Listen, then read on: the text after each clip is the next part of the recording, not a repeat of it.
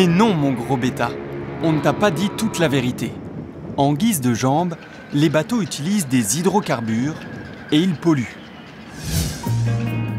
Le transport maritime, c'est 3% des émissions de CO2 dans le monde.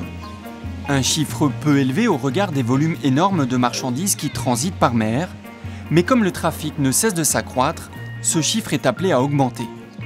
Surtout, les plus gros navires utilisent un carburant bon marché et polluant, le fioul lourd. Il rejette particules fines, oxydes d'azote et de soufre, nuisibles pour la santé comme pour l'environnement. Pour être écologiquement viable, la navigation doit donc évoluer.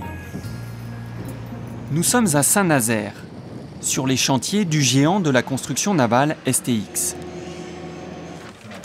Dans ces bureaux d'études sont conçus les navires qui prendront la mer dans quelques années. Fais-moi voir le profil avant. Hein. Comme ce paquebot de luxe, encore en projet. Ce sont des navires qui fréquentent des zones assez sensibles de la planète et sur lesquelles la préoccupation environnementale est une priorité. Pour réduire l'impact environnemental d'un tel bateau, peu de solutions existent. On peut remplacer le fioul lourd par du gasoil moins polluant, ou bien installer un dispositif de retraitement des fumées du bateau.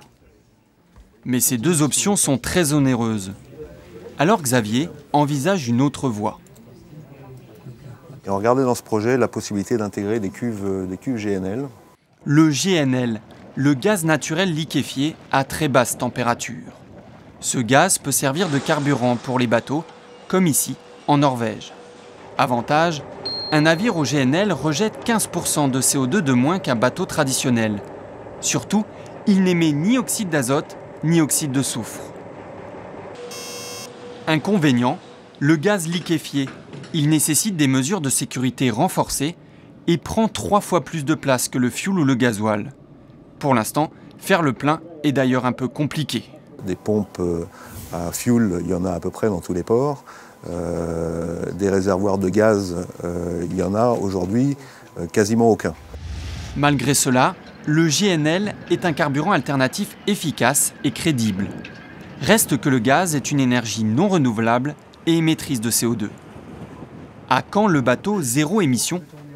Ces ingénieurs de Saint-Nazaire en ont déjà conçu un. À Lorient, on ne le remarque même plus.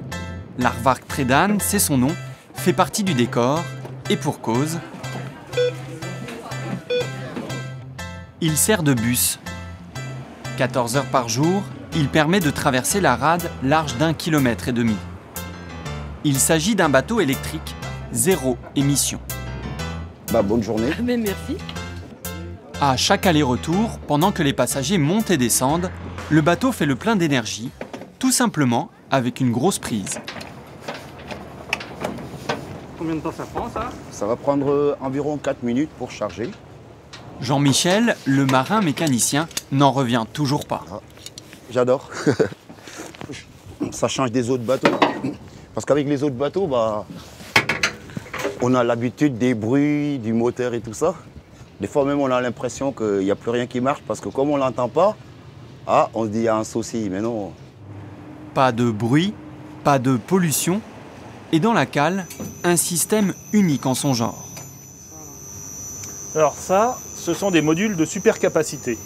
Ce ne sont pas des batteries.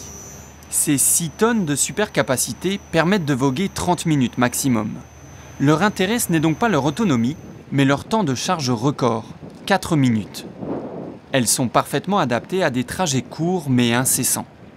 Autre avantage, alors qu'une batterie classique doit être changée tous les 5 ans environ, la supercapacité, elle, a une durée de vie très longue.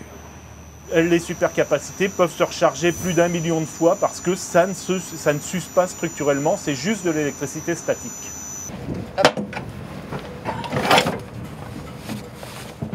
Sur la Méditerranée, à Saint-Jean-Cap-Ferrat, le moteur de ce voilier fonctionne, lui, avec de l'hydrogène. C'est marqué en gros dessus. Il ne rejette pas de CO2, mais seulement un peu d'eau, parfaitement propre, et en silence. Voici le cœur du système conçu par le Commissariat à l'énergie atomique. Voilà. Et 150 litres chacune.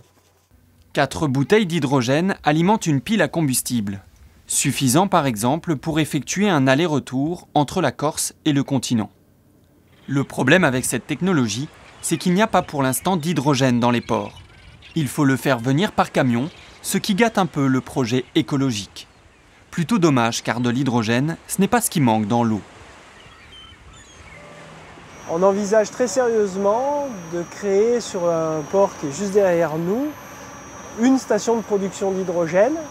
On pourrait couvrir des parkings d'ombrières qui seraient des panneaux photovoltaïques et avec cette électricité, casser l'eau pour en récupérer l'hydrogène.